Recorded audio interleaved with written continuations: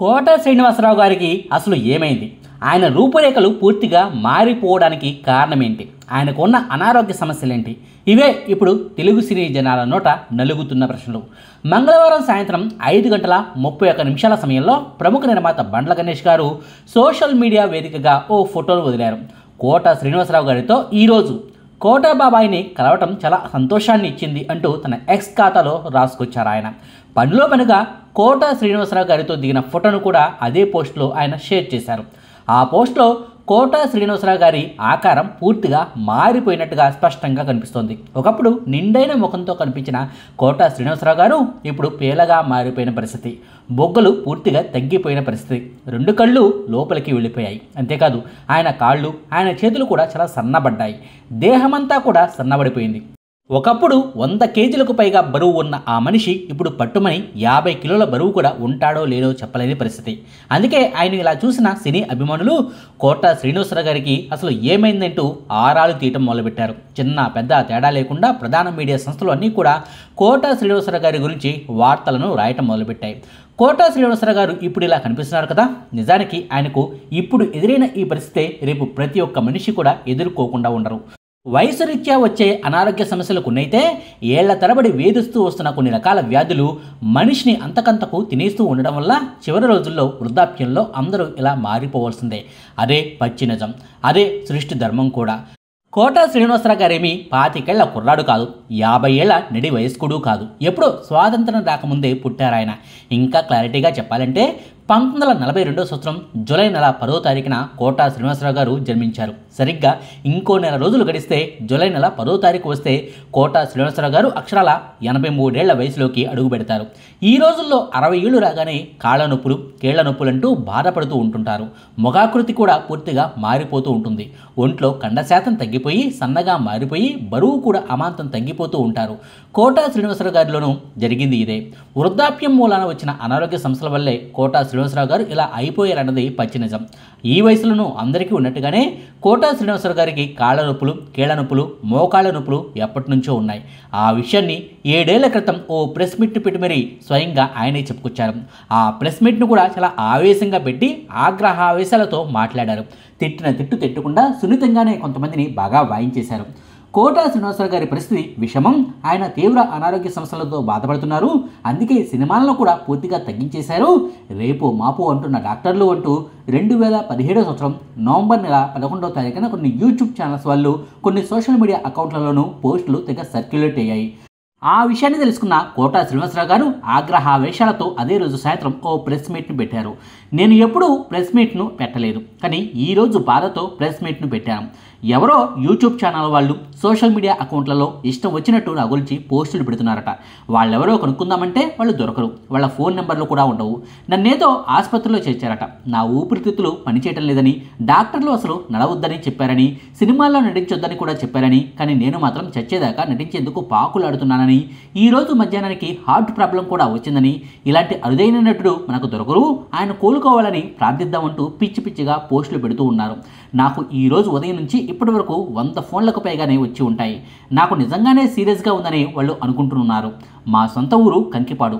వార్తాపత్రిక వాళ్ళు, ఈనాడు వాళ్ళు, సాక్షి వాళ్ళు, ఇలా చాలామంది పెద్ద పెద్ద మీడియా సంస్థల వాళ్ళు అక్కడకు చేరుకున్నారట. మా బంధువులతో మాట్లాడారట. అలాంటిది ఏమీ లేదండి, ఏమైనా ఉంటే మాకు ఫోన్ చేస్తారు కదా, మీరెందుకు ఇంత హడావిడి పడుతున్నారు అంటూ మా వాళ్ళు కాస్త కోపంగా మాట్లాడారట. నాకు ఇప్పుడు 74 ఏళ్ళు. ఆసుపత్రికి వెళ్ళడం తప్ప ఏం నాకు కాళ్ళ నొప్పులు ఉండవా, కళ్ళు నొప్పులు ఉండవా, మోకాళ్ళ నొప్పులు ఉండవా, చత్వారం రాదా?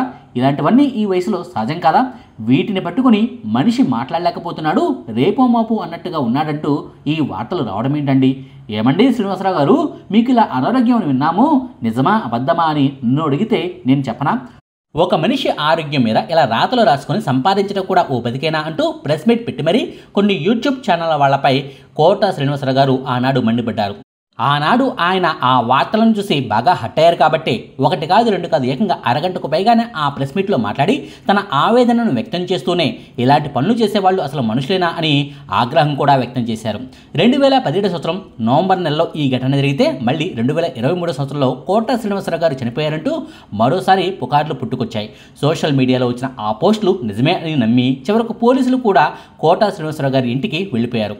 ఏమైంది, ఎందుకు వచ్చారని అడిగితే మీరు చనిపోయారంటూ వార్తలు వచ్చాయండి, నివాళులు అర్పించడానికి సినిమా వాళ్ళు పెద్ద సంఖ్యలో ఇక్కడికి వస్తుంటారు కదా, సెక్యూరిటీ కోసము మేము వచ్చాము అంటూ ఆ వార్తలు అబద్ధమని ఇప్పుడే తెలిసిందంటూ పోలీసులే నాలుగు ఖర్చుకున్న పరిస్థితి. ఆ వార్తలపై కూడా కోటా శ్రీనివాసరావు గారు రియాక్ట్ అయ్యారు. నేను బతికే ఉన్నాను, ఇలాంటి వార్తలు నమ్మొద్దుంటూనే డబ్బు సంపాదించడానికి బోల్డ్ అనే పనులు ఉన్నాయి, మనిషి ప్రాణాలతో ఆడుకోవద్దంటూ హితవు పలికారు.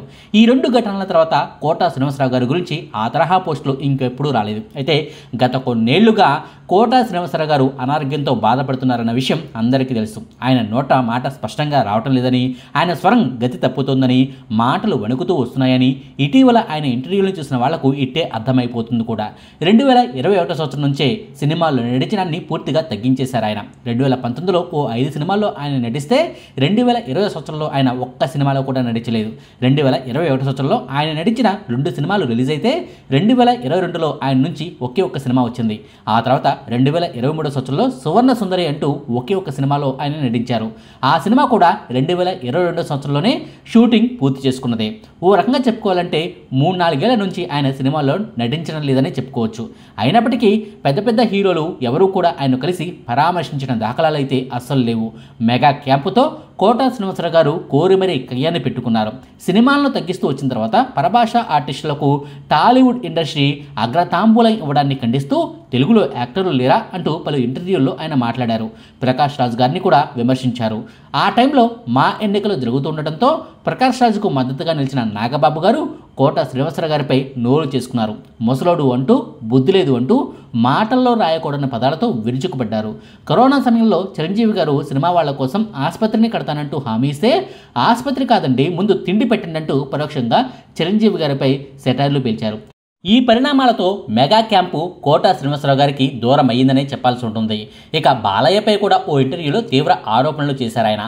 బాలకృష్ణ నా ముఖాన ఉమ్మేశాడు అంటూ ఎన్నో ఏళ్ల క్రితం జరిగిన ఘటన గురించి బయటపెట్టి ఇంకొంతమంది సినీ ప్రముఖులకు ఆయన దూరమయ్యారు. ఇలా పలు ఇంటర్వ్యూల్లో కొన్నేళ్లుగా ఆయన మాట్లాడిన మాటల వల్ల కావచ్చు పెద్ద పెద్ద హీరోలే కాదు, సినీ సెలబ్రిటీలు, నిర్మాతలు, దర్శకులు కూడా ఆయన్ను కలిసి పరామర్శించడానికి వెళ్లిన దాఖలాలు అస్సలు కనిపించడం లేదు. అయితే 2022 సంవత్సరం నవంబర్ నెలలో కృష్ణ గారు చనిపోయినప్పుడు ఆయనకు నివాళులు అర్పించడానికి స్వయంగా కోటా శ్రీనివాసరావు గారే వచ్చారు. నడవలేని స్థితిలో కూడా తన తండ్రికి నివాళులు అర్పించడానికి వచ్చిన కోటా గారిని చూసి మహేష్ బాబు గారు తన గుండెలకు హత్తుకున్నారు. ఆయన్ను ఓ కుర్చీలో కూర్చోబెట్టారు. ఆయన పక్కనే మహేష్ బాబు కూడా కూర్చొని ఆప్యాయంగా మాట్లాడారు.